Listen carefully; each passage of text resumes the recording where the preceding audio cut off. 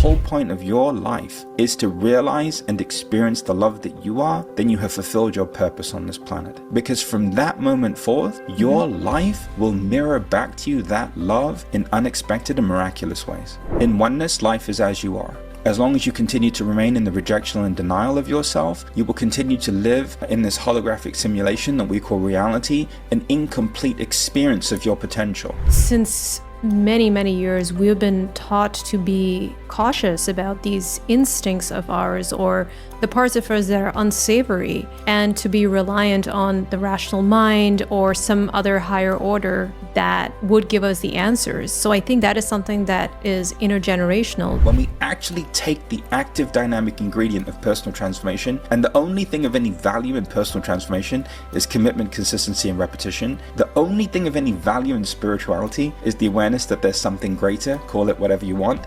When you marry the two together, you get a complete framework through which to live the love that you are in every moment of your life. The only reason why we live in this illusion that things are happening that shouldn't be happening is because we're in some ways still living in the illusion of imperfection within us. So as long as you continue to perpetuate this self-rejection, this self-denial, well then you perpetuate the imperfection within you, and then everything else is fundamentally imperfect, because in oneness, life is as you are.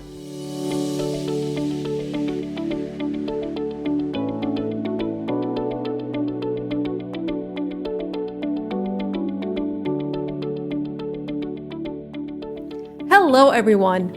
Welcome to the Dreamcatcher podcast, a place where your dreams can find a voice. I'm your host, Celine Chenoy. Thank you to all of you who return every week to tune in to become a better version of yourself. Make sure you hit subscribe if you haven't already, and rate our show if you enjoyed this episode. Ever feel like nothing you do is enough, or your true self is not showing up in your day-to-day life? My guest Panache Desai says that there is a kinder, more intentional way to live. By unpacking the beliefs that hold you back, you can spot the false stories that fuel hustle and shame. Then find your way back to who you are.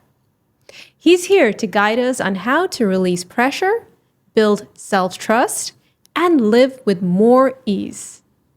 Panache Desai is an internationally acclaimed mentor, speaker, and best-selling author dedicated to unlocking human potential and fostering personal empowerment. He brings over 3 decades of experience as a transformational thought leader, inspiring individuals worldwide to achieve greater connection, authenticity, and peace. Featured on Oprah Winfrey's Emmy award-winning Super Soul Sunday, and the host of the widely followed Call to Calm meditations, Panache seamlessly blends ancient wisdom with a modern, relatable approach. In this interview, Panache and I will talk about feeling hard emotions without getting swept away, and what it means to live from wholeness while still growing and evolving. You'll hear simple practices you can use today. Expect clarity, calm, and practical steps you can use the moment the episode ends for you. Hello, Panache. Welcome to the show. How are you doing today? Really good. Thanks for having me. Excited to be with you. Yeah, I'm excited to have you on the show. I have actually admired your work for quite a long time, because you tend to speak from the heart without any fluff, and you make spiritual insight feel human, real, and practical. So it's great to have you here to share your insights and wisdom with our audience. Thank you. It's great to be here. Look forward to it. Great.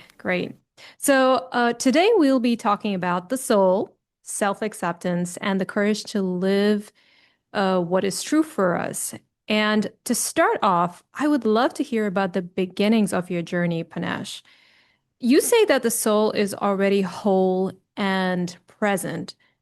What early experiences shaped your path, and when did the truth of the whole soul become real for you? So, like many people who are of Indian descent, I was born into a spiritual family. My grandmother was deeply into meditation and prayer Mm-hmm. and practice. And for the first 5 years of my life, I spent my every waking moment in a meditation room. And so the baseline for me for human experience was connection, was everything that everyone's trying to attain in the modern world through a meditation practice or breath work or through their yoga practice or through whatever else they're trying to do. And so it just comes naturally to me because it's the essence of who I am. But you see, the bigger caveat here is that it's the essence of who everybody is. It's just that they've forgotten that this soul, this being, this essential self is just the love that we are.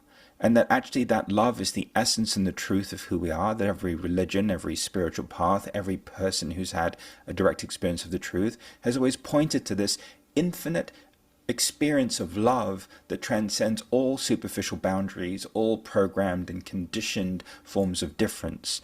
And that love is the essence of us. So if that love is at the essence of us, then that love in and of itself is always whole and complete and infinite. And the common misconception in spirituality and personal development, and it's a fundamentally flawed thesis, that there is some fundamental imperfection in the individual that has to be corrected in order for that love to be liberated. What I've discovered is that actually there's no fundamental imperfection in any of you who are listening to me. You're all just human beings. And rather than having this hyper-focus on being spiritual or attainment or achievement, how about we realize that when we actually allow ourselves to accept the fact that we're human, we liberate the potential that is the love that's always been there. And so if transformation is anything at all, it's evolving beyond the need to transform. It's stepping out of the illusion of imperfection. It's unsubscribing from this imperfection economy where there's something constantly wrong with you. And really what it is a conditioned form of self-hatred that's passed down from one generation to the next.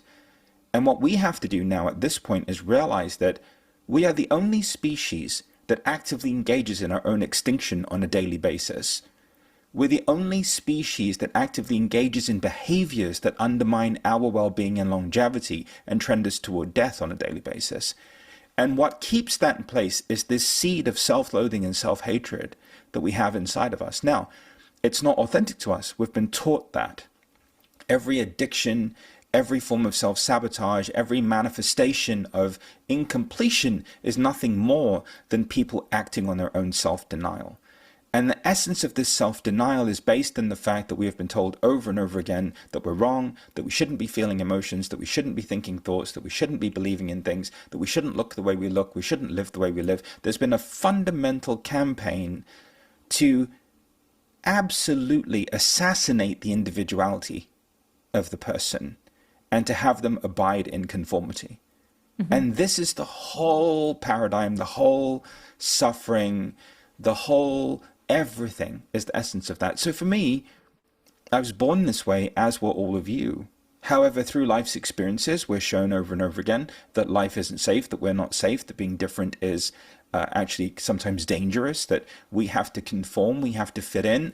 It's drummed into us through the school system, it's drummed into us through family dynamics, it's drummed into us through peer groups and social interactions, it's drummed into us at work, that at all costs, don't be an individual, don't be unique. However, to deny what you are is insanity. And this insanity has to end. Working on ourselves has to end. Fixing, healing, changing, and improving ourselves has to end because it's not working. It's a fundamentally flawed thesis. It hasn't worked ever since its inception in the Western world, and there is no need for it.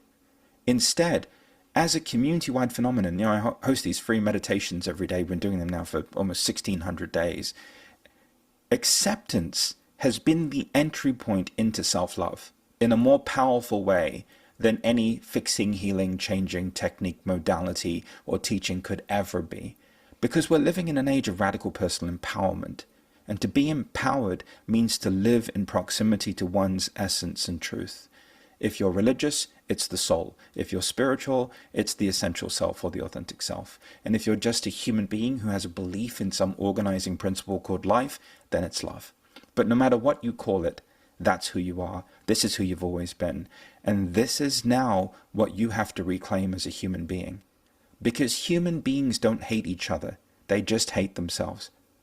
They're just projecting that hatred onto each other And this is what is tiptoeing us toward annihilation and destruction. The good news is that that doesn't win. It doesn't win because love wins in the end. All of you watching finally accept yourselves. You finally realize that you've been hoodwinked, bamboozled, and brainwashed into believing that you're fundamentally flawed and incomplete. So wholeness and perfection is all that there is. And if the nature of reality is infinite, then that means that we are always infinite. We are always at infinite vibration. Nothing ever happens to you at the level of your soul, your being, your essence, the love that you are. And nothing, no human experience can ever diminish that or change that. Hello, everyone. I'm excited to announce the upcoming launch of my new book titled The Nomadic Soul, a seeker's guide to finding a sense of self and belonging in the modern world, which highlights a profound yet often unexplored part of your identity that holds the key to everything from answering your biggest questions to finding deeper meaning and joy in everyday life. Visit thenomadicsoulbook.com to learn more, download a free chapter, or to buy a copy. This whole notion of self-loathing and growing up to believe that we are imperfect and that we have to live up to society's standards, is this something that you had to struggle with at some point in your life? How did you come to this realization that this is an epidemic? I think for me, the fundamental baseline of the meditation room was very telling for me, because for me, peace and connection, all these things, the oneness, the enlightenment, all of these things that people were trying to attain was my normal. It was my natural. It was my normal. And what I very quickly began to realize that even though it's everyone else's natural state of being, it's not their normal. And so for me, it was almost like everyone else's unwillingness to embrace the totality of who they were at their baseline, at their essential level, became almost my source of suffering. Because all of a sudden now here I am living in a world where profoundly connected, profoundly empathic, profoundly related to life, things were happening all around me, even as a child. Suffering in all forms was just dissolving. Ignorance was falling away. People were just having experiences. And it wasn't that I was doing anything. It was just that I never left the meditation room. I never left the essence of myself. Because love in and of itself is very catalytic. And just being the love that you are catalyzes everything and everyone. Because in the end, in the presence of that love, we have to return to that love that we are. And if you spend enough time around it, eventually you'll allow yourself to finally be it. And so it was an interesting journey of beginning at the end in the meditation room, and then going through life, all the conditioning, all the programming, all of the experiences that invalidate the lack of safety and the lack of certainty in being an individual, and then once again reclaiming the essence of the meditation room and now living it and sharing it with thousands of people every day, every morning. So you stay anchored in that source of love and that authenticity that you have cultivated over the years. And in staying in that means just to be the human being that you are. You see, I think there are these highfalutin concepts and ideas that people are trying to live up to that they're never going to live up to. See, and again, this is where the self-invalidation comes in. You know, when Oprah interviewed me, I said, you know, your humanity is the doorway to your divinity. Don't be spiritual, be human. Maybe being human is the most spiritual thing of all. And maybe that's the whole point. Yeah. Maybe that's the whole point, is to be a human being, is to think things, is to have feelings, is to have emotions. And also, in accepting these parts of ourselves, we're preserving the right for other people to have emotions and feelings and thoughts in the future. Because if all of a sudden we decide that, or we continue down this path of this reductionist kind of model, that we have to get rid of emotions and get rid of feelings and get rid of thoughts and get rid of the mind, and then, well, hey, let's just get rid of our biology and let's get rid of our uniqueness and let's just get rid of everything because we'd just be so much better off without it, then what's going to happen is if we fundamentally continue to demonize being a human being, somebody's going to come up with a brilliant idea, which is, oh, hey, let's just give you a chip. Let's just give you this pill. Let's just give you whatever it is that we give you because you've now acquiesced your individuality, your expression.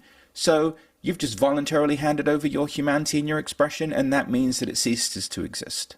Yeah, and I think since many, many years, we've been taught to be cautious about these instincts of ours or the parts of us that are unsavory, and to be reliant on the rational mind or some other higher order that would give us the answers. So I think that is something that is intergenerational, don't you think? I think it's a very Western phenomenon, actually, because the Western phenomenon, the transformational paradigm, the spiritual paradigm, is all based in the mind. Yes. And what we have done in the Western world is we have given significance and importance to the mind, and we've put that before the heart. We've put that before the oneness, the love, the connection, the unity, right? The wholeness of everything, the completion of everything. And so as long as we continue to live in a mind-dominated society, and why do we do that? Because we're afraid. The over-rationalization, the need to investigate everything through to its finalities because you just don't trust yourself. You're Yeah. insecure, basically. You're afraid. That's all Yeah. based in survival. Sure. And so in simple terms, we're pivoting away from survival and all the symptoms of survival, which is everything that all of you are working on, to finally coming into acceptance and realizing, well, wait a minute. All of these things were just entry points into my coming home to my heart and living in a greater connection to the love that I am, and Yeah. sourcing my life from this greater connection to the love that I am. Yeah. And you describe that as radical acceptance in your book, You Are Enough. What does that actually feel like, Panache? Because it can sound a bit esoteric to people. So, what does it Hmm. feel like to experience radical acceptance and to really come from this place of wholeheartedness from the soul? Can you please, shed some light on that? Sure. So to come into a place of radical acceptance is to no longer deny yourself your humanity, and to no longer need to deny yourself an aspect of human expression. The reason why we have these very extreme manifestations of human expression, like rage or depression or paralyzing PTSD and all these other manifestations, is because we have fundamentally been taught to reject these aspects of ourselves and to make them wrong. So what's happened is we've constructed layers of judgment where there is no judgment. And ironically, the highest form of spiritual practice is to observe yourself without judgment. So even spirituality and working on yourself and transformation in and of itself has inserted layers of complexity, layers of judgment, layers of self-invalidation into it, which is even weirder, because it's supposed to be the very thing that frees you from that. So what I've discovered is the first thing is that, okay, we're human, all right? What do we have to do in relationship to our humanity? Nothing. Why? Because it's never going to change anytime soon. What does that allow us to do? It allows us to come into the acceptance of it. It allows us to come into the acceptance of our emotions. It allows us to come into the acceptance of our thoughts. So the first entry point is acceptance. We focus on all of this every morning in Call to Come. Once we've come into the acceptance, so we can just come back to the awareness of our breath. Mm-hmm. Why? Because in the awareness of our breath, we create the avenue for the integration of that aspect of being human. And that's it. And that acceptance, that embracing, and that coming back to the awareness of our breath, at that point then, we're engaging in the highest form of spiritual practice, which is to observe yourself without judgment. So instead of fixing, healing, changing, and improving something, or defending it or protecting it, you can just accept it, and then you can come back to your breath, you can come back to the awareness of your breath, settle into it, and then that provides you the opportunity to respond from love to what's going on, to respond from who you authentically are to your life and what's unfolding in your life. And that's a very simple articulation of something that, can Yeah. receive a deeper, explanation, but just to give people a snapshot. Yeah. You're And I, operating a fundamentally flawed thesis if you're continually trying to change and improve yourself. yeah, and I love that you posit it as a practice is because this is something that you need to keep repeating so that you change the patterns in your mind. And especially if you're dealing with some really heavy emotions like fear, shame, and all of that, which is Yeah. associated with quite often associated with not enoughness. And, that is Hmm. quite rampant in our society. Do you think there has to be a more intense approach for those who really are suffering from those weightier feelings that probably were caused by trauma or some very difficult experiences they had in their past? So what's fascinating is that when people speak of the past and trauma, the only thing that keeps them perpetually stuck in it is their lack of acceptance of the fact that it happened. Once Hmm. somebody actually accepts the fact that the trauma or the abuse occurred, that's the end of the need to re-traumatize and relive it every day.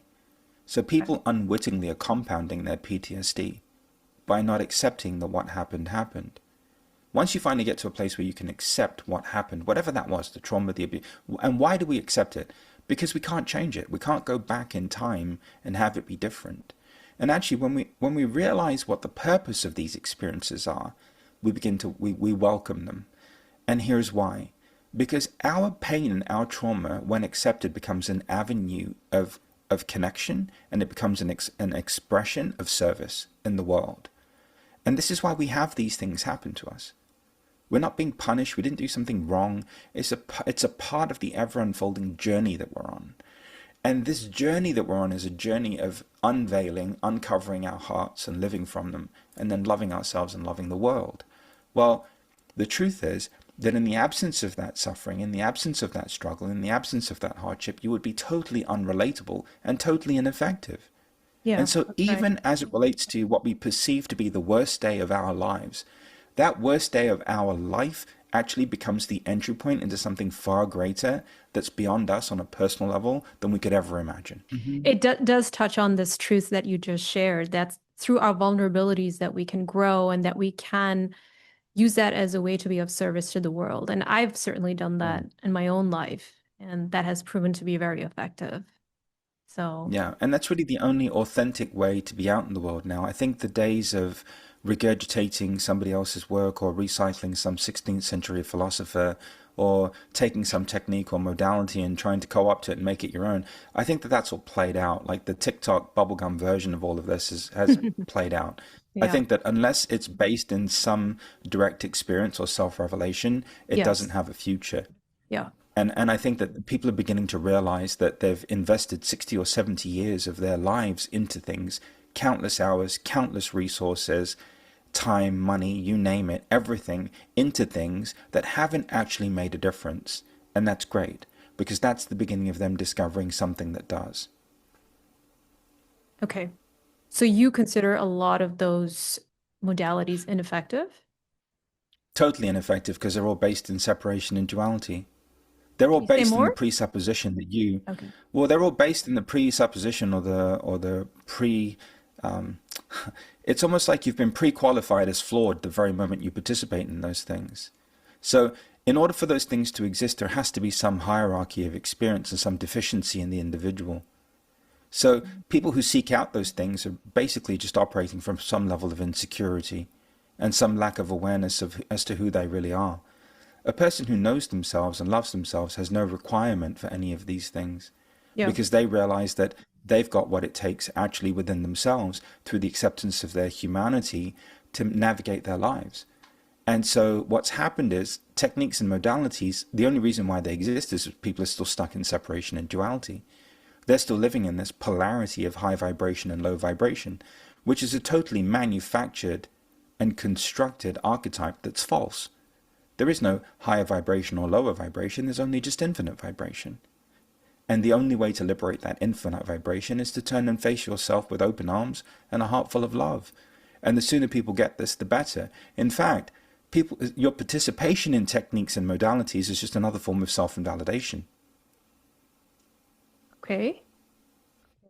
That I've never heard that perspective before. Of course not, because nobody's going to That's share that with you. unconventional to say the Because they're, least. because they're heavily invested in whatever technique or modality they've been I mean, trained in. it's a Typically, their marketplace livelihood now. depends on it. Yeah, but as soon as it becomes a marketplace, it's useless. Yeah, And I this know. is what people have to realize, I right? get that. So Yeah. yeah, so being who you are is the modality. Being a Mhm. human being is the technique. There is no other technique or modality just beyond being who you are. I think it's also because, Panache, people feel like they need to be doing something. Like it's only when they like do something and they're like having some kind of salve to tend to their wounds. And Mm-hmm. I guess they see all of these solutions that are offered to them as a way Mm-hmm. to do that. Because Yeah, we the only have been problem sort of is, brainwashed to think that way. right, but that again is all based in the illusion of imperfection, and it also doesn't work because actually the same people that keep working on themselves, ironically, keep working on themselves, and they keep bouncing around from one technique to the next technique Yeah, I'm because smiling. because again they're looking outside of themselves for the only thing that they can give themselves from within. Yeah. And again, once you accept something, you're free of it. once you can finally just accept it, not the right or wrong of it, not the fact that it happened, not what you did, not what the other person did, but Mm. just to get to a place of, okay, this is what happened. Once you get to that place of this is what happened, that automatically creates the avenue for integration within yourself. And nothing else does that. Everything else, all these techniques, modalities, and teachings, everything that everyone's doing is just another form of subtle resistance. You're doing all of those things because you're just unwilling to accept the fact that what happened happened. That's all it is. So you're just basically delaying the inevitable or punting your completion 50 years down the road. You talk about vibrational transformation, which involves turning inward versus fixing outward circumstances. So I guess it is related to what we're talking about, right? By instead of looking for answers in other places, you actually have to do the inner work and accept that there are issues that you have faced, and to come to a level of acceptance that this is what happened, and now it's time to just move Yeah. on. And I think ultimately at that point it's not work. It's giving yourself the grace and the compassion and the empathy that you have no problem giving others. So Hmm. at that point it's not even work. It's just turning and facing yourself with love. And I think what people have forgotten is that actually the only person who requires your love is you. The only person who requires your embrace is you, because you're the only person who can set yourself free. Nobody else can. No guru, no teacher, no author, nobody. You're the only one who can set yourself free because you're the only one that's denying yourself the experience of love in the first place. Hmm. So how do we begin to do that? I know it's a process, but how do we begin to do that? Well, I think we have to commit to it. You know, the hypnosis and the brainwashing, the conditioning in the transformational space and the spiritual industry is so thick, and there's always some new form of something or other that people are supposed to do. But the reason why they keep reiterating all these different things that are just different iterations of the same thing is because there's been no direct personal experience of the truth. So I'm going to save you some time. You are pure love, light, presence. You're adorable. There's nothing wrong with any of you. You're 100% perfect the way you are. And the way you begin to live that is by finally doing the opposite of what all these people are telling you to do. And when you start to do the opposite, because we're living in the upside down world, you start to asymmetrically increase the beauty and the love in your life. And here's how it works. In oneness, life is as you are. As long as you continue to remain in the rejection and denial of yourself, you will continue to live in this holographic simulation that we call reality, an incomplete experience of your potential. The reason why this has worked for millions of people all over the world, just like all of you, is because the very second you start to come into the acceptance of yourself and you start to come into the love of yourself, because in oneness, life is as you are, and life is mirroring back to you your own state of consciousness, all of a sudden, your entire reality, everything in this infinite universe can finally just love you. Because now you've finally just come to a place of accepting and embracing yourself. So the biggest thing that's made the difference is not a teaching, not a mantra, not a practice, not a curriculum, not a book, nothing. Commitment, consistency, and repetition. I've shown up literally every day for 1,589 days, totally for free. For anyone who's ready to fully embody who they are, I'm here every day. And then if people want to go deeper, fine. And if they don't, that's okay too. But it's just the commitment, it's the consistency and the repetition. And so where spirituality falls short, when we actually take the active dynamic ingredient of personal transformation, and the only thing of any value in personal transformation is commitment, consistency, and repetition. The only thing of any value in spirituality is the awareness that there's something greater, call it whatever you want. When you marry the two together, you get a complete framework through which to live the love that you are in every moment of your life. Oh, I love that. And I I want to talk about something from another book that you wrote, and Mhm. you speak about this term called soul signature. And I think it's so Mhm. evocative because it suggests that each person carries a unique energetic imprint. And I think that would really help because once we know what we're all about and we return to that authentic part of who we are, all this work that you've just been talking about, finding that self-love within us and being anchored in it, I think that would come so much more easily when we know what we're all about, when we know what our soul signature is. So, can you speak more about the soul signature and how it can help us move more towards authenticity? Sure. So let's just assume that the essence of who everyone is here is love. Your soul signature is your unique expression of that. So, for example, you and I are both a part of the same love, the same energy, the same infinity. And yet we're two very different manifestations of the same singular principle that's animating everything in creation. Yeah. And just as much as you and I are that, everyone who's listening is that. And so Mm-hmm. once you get that that's the whole point is to be an individual, to be unique, to be who you are, to live your truth in the world, to have an avenue of individual self-expression, then you begin to get the deeper meaning behind being a human being. You know, in every ancient scripture, they have these different ideas about why reality came into being in the first place. And the most pertinent articulation of why was so that God could experience itself. Okay, so if the fundamental nature of reality, the whole point of this matrix, simulation, Maya, ocean of samsara, whatever you want to call it, is so that God can experience itself, well, then the whole point on a micro level of our life is so that we can experience the love that we are.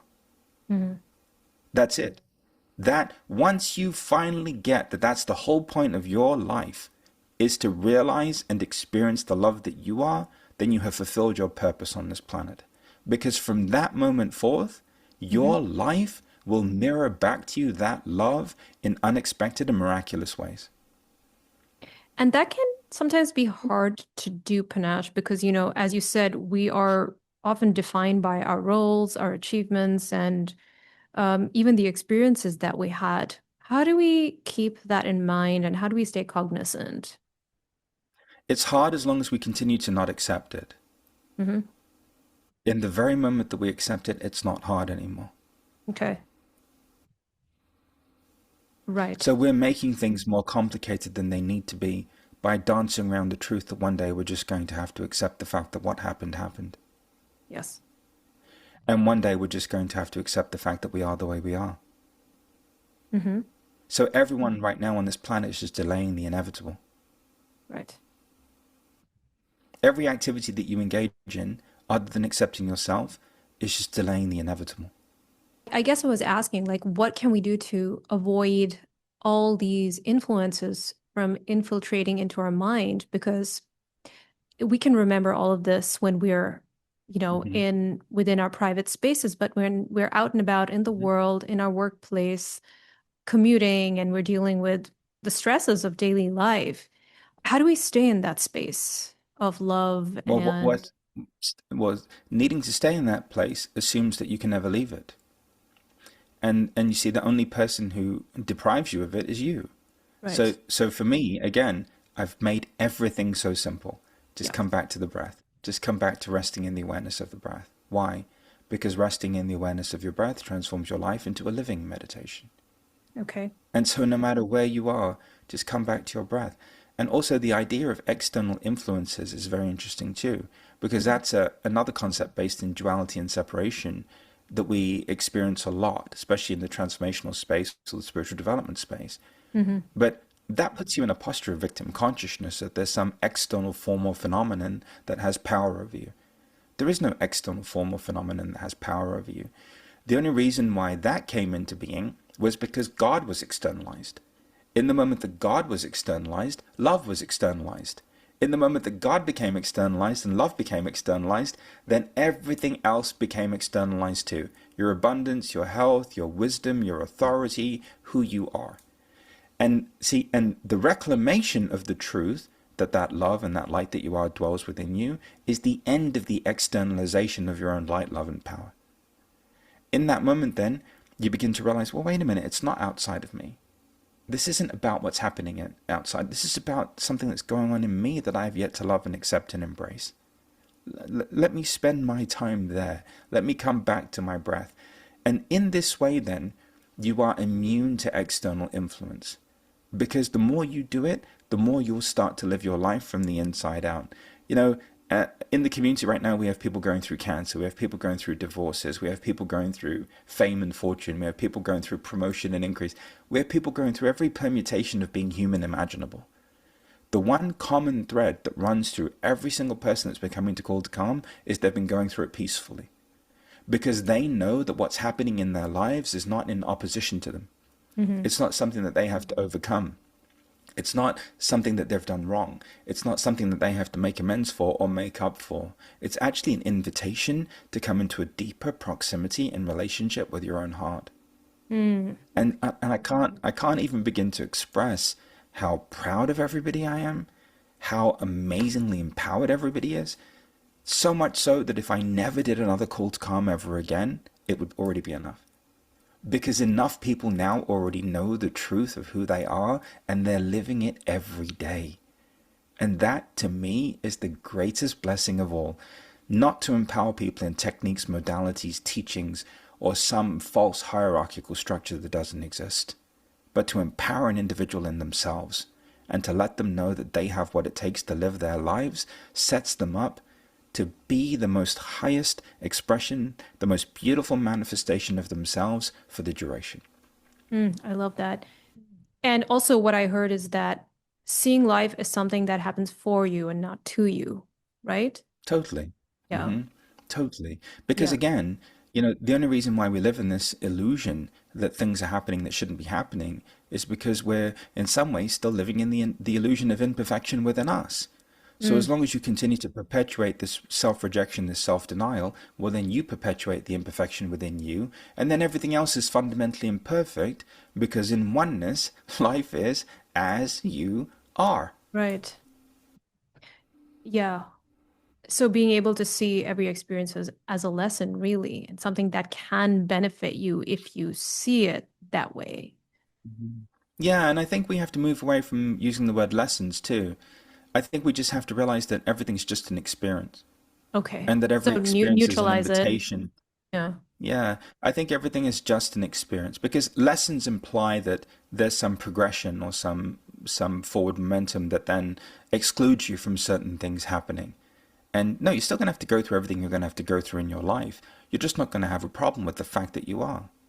That's the end of suffering. Mm. That is a very empowering take, I must say. It is the ultimate empowerment. Yes. And it's the only thing that people need to listen to anymore, because everything else is just an epic waste of time. Yeah. And what we And, don't have is time to waste. yeah. And I love that you take such an ethical approach towards all of this, and that you're enabling your followers or people, your clients, you're giving them the tools that they need to independently navigate the world. Our role, and I don't know where people got confused, where my peers and colleagues got confused about their role in the world, but our role in the world is to make ourselves obsolete and extinct. If you're not actively working toward your own extinction in terms of your role and reminding people of who they are, then what are you doing, beloved? At that point, you have a career, you don't have a calling, and you need to look in the mirror. Mm, so true.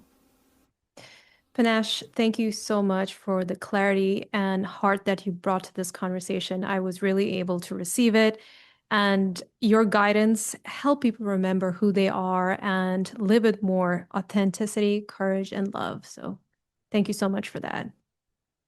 Thank you. I've really loved our interaction. Send you all my love. Thank you.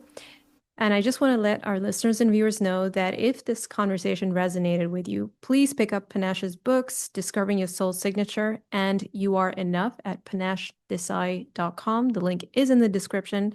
And you can also learn about his programs, his events, and products there.